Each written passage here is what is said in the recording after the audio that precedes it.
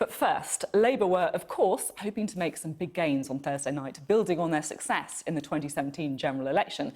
But the party's performance fell short of their own, perhaps overly inflated expectations. And the man responsible for that election strategy is party chairman Ian Lavery, who joins us now live from Newcastle. Thanks for being with us today. Good morning. I hope you managed to get rid of that fly before the interview. Let's talk local elections, shall we? As always, it just come right on your nose and just as the programme starts. It's a way, I think, anyway.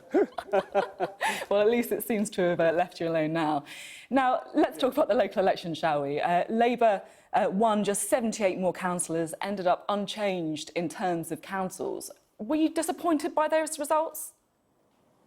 If you look back, I mean, we've not only consolidated at the local elections, we've made an advance as well. If you look back, you know, Sophie, it's only 14 months where the Labour Party was some 24 percentage points behind in the polls. And then leading up to the snap election, we were just behind the Conservatives following the general election. And the results which we had on Thursday were an improvement by probably somewhere in the region of 2.5%, which brought the Labour Party neck and neck with the Conservatives. So although we didn't have massive gains, as perhaps was projected by the Conservative Central Office, we were happy enough to say that we didn't stand still and we moved forward. And we believe there's much, much more to come, by the way. Much, much more to come. You see, I can't work out, genuinely, if you're trying to put a positive spin on things, fair enough, that's your job, or if you really think that these results are an advance, if they really are something to be pleased about. Well, it isn't spin, it's factually correct, and I've mentioned the statistics.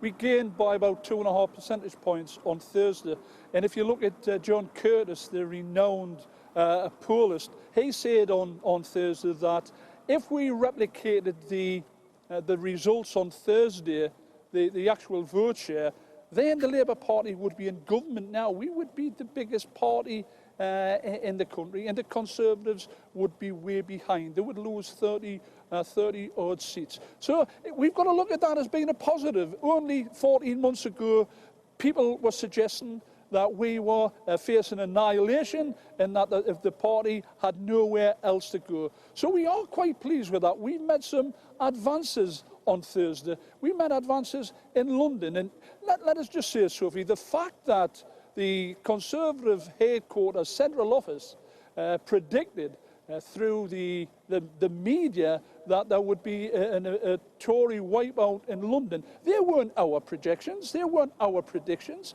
We wanted to have a good result in London. We got a very good result in the constituencies in London, and we're quite pleased with that. Well, it's not just the Conservatives talking about a Conservative wipeout in London, was it? I mean, Sadiq Khan said there's now no corner of London where Labour can't win. Jeremy Corbyn launched the Labour campaign from Westminster. I mean, it wasn't just the Conservatives who were expecting to do better in London. You were as well. Well, we did do better in London. Let's look at Wandsworth, for example. Wandsworth, the Conservative headquarters suggested that we would win that easy. That's where Theresa May went to on Friday morning. She hung on to the flagship of Wandsbek by her very fingertips. But when you look and just dig a little bit and look at the statistics, the Labour Party got the popular vote in Wandsbek by more than in Wandsworth, sorry, by more than 2,000 votes.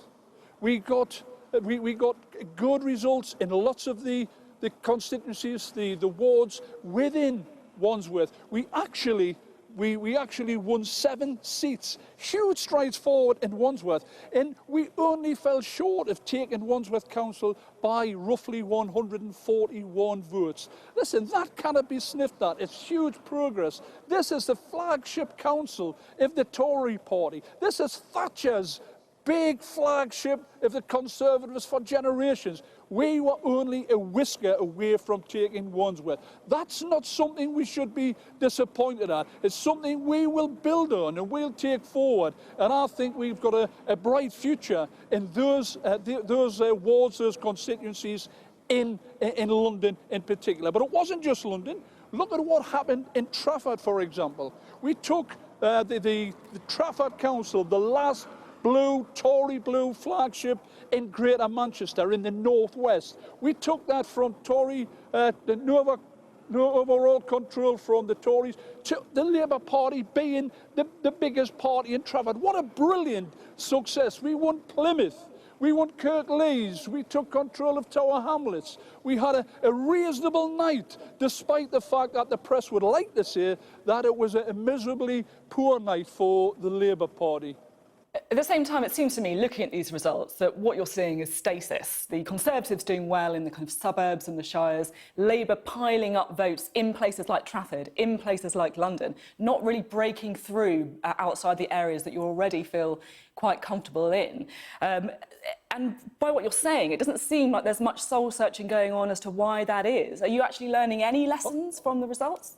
Well, Sophie, let me tell you that the conclusion of any election, whether it be local elections or whether it would be a by-election or whether it would be the general elections, the party, and most parties do the same, have a complete and utter post-mortem into what happened in the different areas, in the different regions, and we'll be doing exactly the same. And we will be learning, yes, because people make mistakes, and we will be learning from what actually happened during the campaign in 2018. But it's not as negative as what people, or some people, would like to portray it. We have made an advancement of somewhere in the region of 2.5%. If we can replicate that in the next 2 or 3 years, come the general election, we'll be on 47, 48 percentage points. That would be enough to win a general election. OK, now I want to talk about Barnet. On paper, it should have been one of your easiest targets, of course. You kind of fell short there.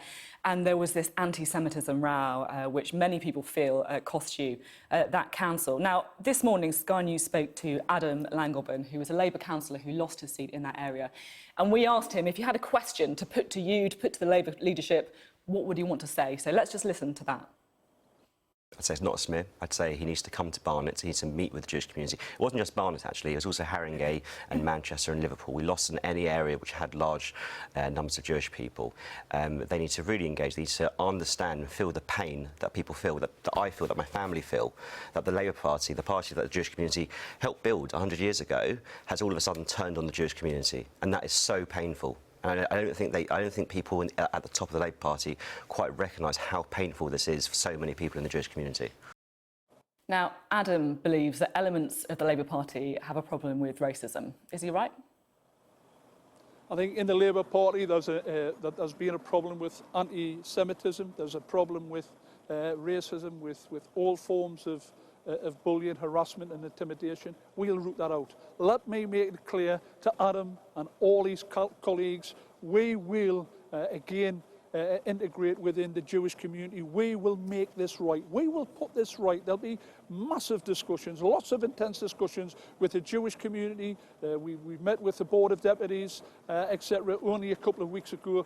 Them discussions will continue. And my heart goes out to the likes of Adam and others in the Jewish communities who have put a lot into the Labour Party. And yes, many of them, councillors that is, may not have been returned within their constituencies, or we've lost constituencies because of what happened in the row on anti-Semitism. We'll put this right. We've got a new General Secretary, Jenny Formby.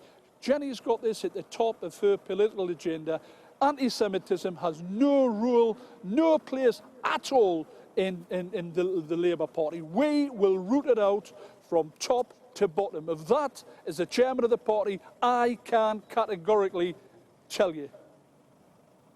Strong message there from you on anti-Semitism. I wonder if you'll be equally strong in another area where it feels as though Labour perhaps slipped behind expectations, and that's in areas that voted to leave the European Union. Do you think that Labour's stance on Brexit, remaining in the customs union, is damaging the party in some of those areas that voted leave? Well, again, Sophie, it's a mixed bag.